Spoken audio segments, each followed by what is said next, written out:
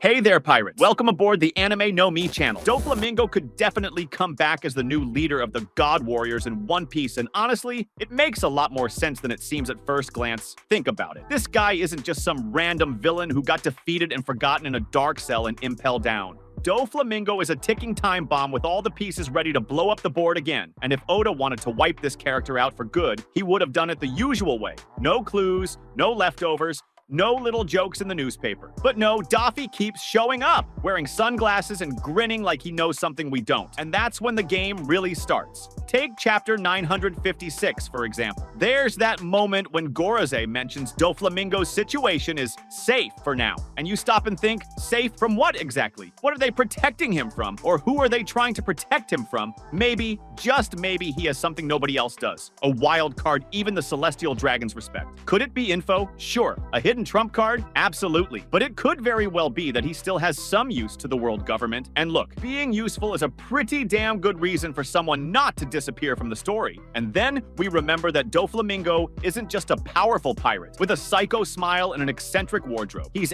actually a former Celestial Dragon. That's right. Born at the top of the food chain, soaked in privileges, and knowing all the dirt inside the castle. And even though he was kicked out of Mary Joaiza by his own parents as a kid, that doesn't erase the fact that his bloodline is the kind you don't just find lying around on any East Blue corner. That matters a lot if we think about the kind of leadership the God Warriors need. These God Warriors, first introduced by Oda around chapter 1086, seem like the elite enforcers of the Celestial Dragons. They're the armed arm operating above even the Marines, Cypher Paul, and probably even the Gorosei themselves, with a clear mission: protect the gods and maintain the order the world government demands at all costs. And to lead a group like that, being strong isn't enough. You need someone who knows the dirty behind-the-scenes game, understands how the world's gears turn, and has the guts to press the red button without hesitation. And hey, if anyone fits that profile, it's Doflamingo. First off, the God Warriors aren't just any military force. They're the elite of the elite. The folks who answer directly to the Celestial Dragons and even higher up to Imu. That alone puts any member of this force above even CP0 level. And if Doflamingo becomes their leader, it's not just because he's strong, it's because he has the mind of a general and the moral backbone to command people who were trained from childhood to serve the gods blindly.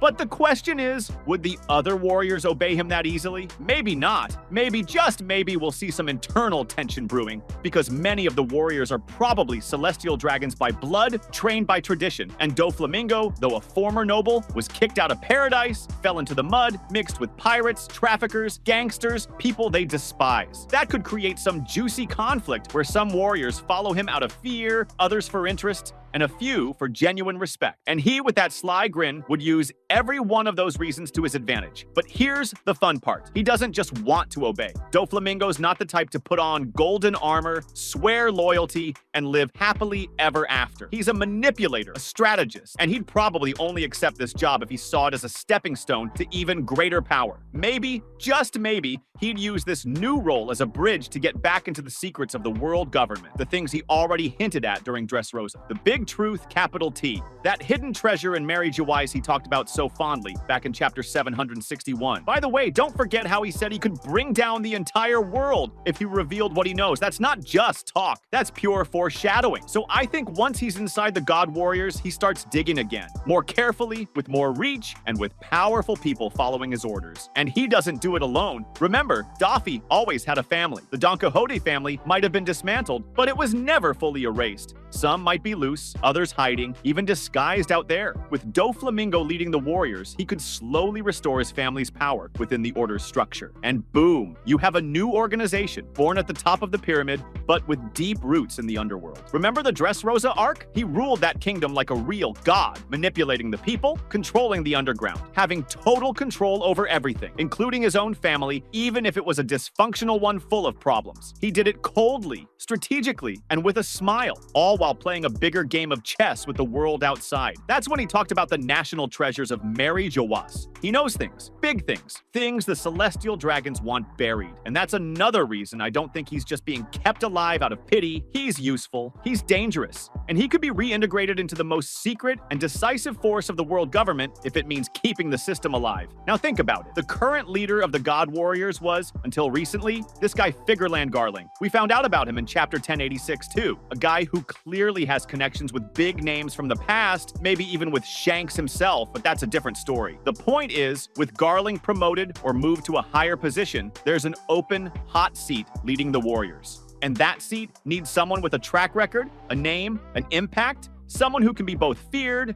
and respected by the Celestial Dragons and the Order's own members. Doflamingo has all that. And here comes the fun part. How would he get out of Impel Down? Because if we're taking this comeback seriously, he's got to get out somehow. And look, One Piece has shown Impel Down isn't as untouchable as it seems. Luffy got in, Blackbeard got in and out with a whole crew. Magellan's still losing it over that. So it wouldn't be crazy for the world government to secretly pull Doffy out, like a hush-hush deal. You get out, come back to serve the gods, and in return, you get freedom, under surveillance, of course, and a new position of power. Or better yet, what if it's Imu himself who sends for Doflamingo? Because yeah, Doflamingo knows Imu. I think so. Back in Dressrosa, when he talks about the empty throne and a power no one knows, he's talking about Imu, and he knows Imu is real. He knows the Gorosei answer to someone above them. And if he knows that, he might be one of the few who can actually communicate directly with this mysterious figure. To be honest, it's totally the kind of move Oda would make to save this reveal for a big comeback. With Doflamingo back on top, but now rocking a new outfit and new orders. The cherry on top here is the parallel with Doflamingo's own past. He was a noble, then became a pirate, fell, rose again as king, fell again, and now he could come back as the leader of a group that's basically made up of armed gods. It's kind of an ironic cycle and totally his style. It adds a whole new layer to everything he represents. He was never just a one-arc villain, he's always been a piece of the system. And maybe that's why he never really left the game completely. So, to sum it up straight, if the Gods Knights need a new leader, I think Doflamingo is the most likely,